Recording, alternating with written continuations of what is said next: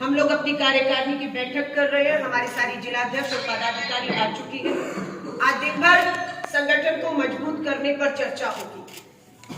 संगठन की मजबूती के साथ साथ राहुल गांधी जी भारत जोड़ो न्याय यात्रा जो इस समय छत्तीसगढ़ में है और वो जल्द उत्तर प्रदेश की धरती पर जो है वो प्रवेश करने वाली है। लोगों को बेसब्री से इंतजार है इस भारत जोड़ो यात्रा का। इस भारत जोड़ो न्याय यात्रा में राहुल गांधी जी ने जिन 5 न्याय को मुद्दा बनाया है, सबसे पहला नारी न्याय, दूसरा युवा न्याय, तीसरा भागीदारी न्याय, चौथा किसान न्याय और पांचवा श्रमिक न्याय। इन 5 न्याय के ऊपर भारत जोड़ो यात्रा और 2024 का हमारे चुनाव का पूरा जो है वो टिका हुआ है कि हम लोगों के बीच में जाकर इन 5 जो लोग अन्याय का सामना, पिछले 10 साल का कुशासन और 10 साल अन्याय के, उसका हम लोगों के बीच में जाकर जो है बातचीत करके लोगों की हिम्मत को बांध रहे हैं। लोगों ने कहा पहले भारत जोड़ो यात्रा और अब भारत जोड़ो न्याय यात्रा। ये यात्राएं कब तक? राहुल गांधी जी का जवाब है न्याय का हक मिलने तक। तो राहुल गांधी जी की यात्रा नारी न्याय के साथ भारतीय राष्ट्रीय महिला कांग्रेस की यात्रा हो, उत्तर प्रदेश की महिला कांग्रेस की यात्रा हो, न्याय का हक मिलने तक ये यात्रा, ये संघर्ष, हमारे प्रयास जारी रहेंगे। मैंने 5 न्याय की बात की, इसमें हमारा नारी न्याय पर मैं आपका ध्यान दिलाना चाहूंगा।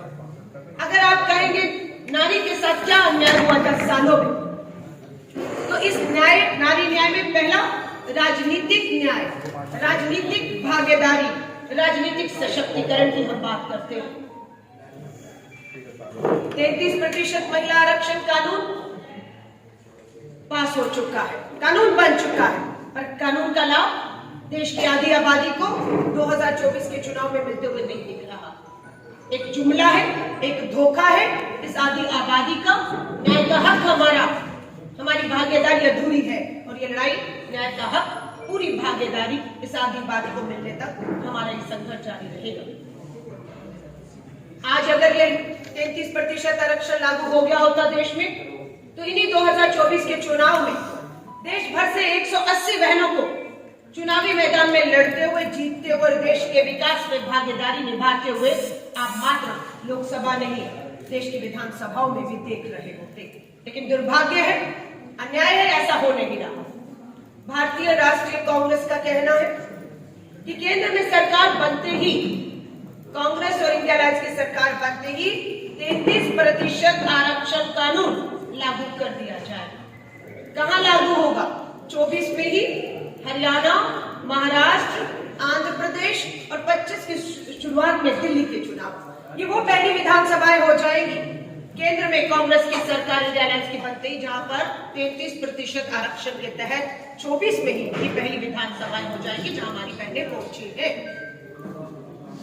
बहनें विधायक बन रही हैं, सांसद बन रही हैं, लेकिन मुख्यमंत्री की बात कहें, उप मुख्यमंत्री के पदों की शपथ की बात कहें, ये राहुल गांधी जी का सपना था। केरला की हमारी जो है ब्लॉक अध्यक्षों की, महिला कांग्रेस के ब्लॉक अध्यक्षों की बैठक में राहुल गांधी जी ने ये कहा कि अगले 10 साल में देश की 50% राज्यों में महिला मुख्यमंत्री और उप मुख्यमंत्री की शपथ लेते हुए वो देखना चाहते हैं, और ये कांग्रेस का लक्ष्य है जिसके लिए हम चल रहे हैं। सवाल राहुल गांधी जी से हमने भी पूछा कि राहुल जी, आजादी के 75 साल में बहुत महिला मुख्यमंत्री हुई, लेकिन आज की तारीख में पूरे देश में एक अकेला राज्य पश्चिम बंगाल जिसकी मुख्यमंत्री महिला है।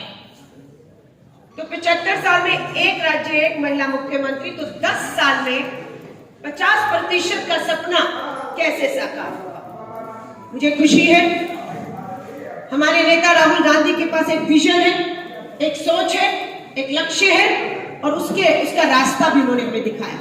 उन्होंने हम ही से सवाल किया, राहुल जी ने, कि अगर ये 33% आरक्षण लागू हो गया होता तो स्वाभाविक था विधानसभाओं में बहनें लड़ती, जीतती और शपथ लेती विधायक की, और अगला कदम क्या होता है विधायक की शपथ के बाद?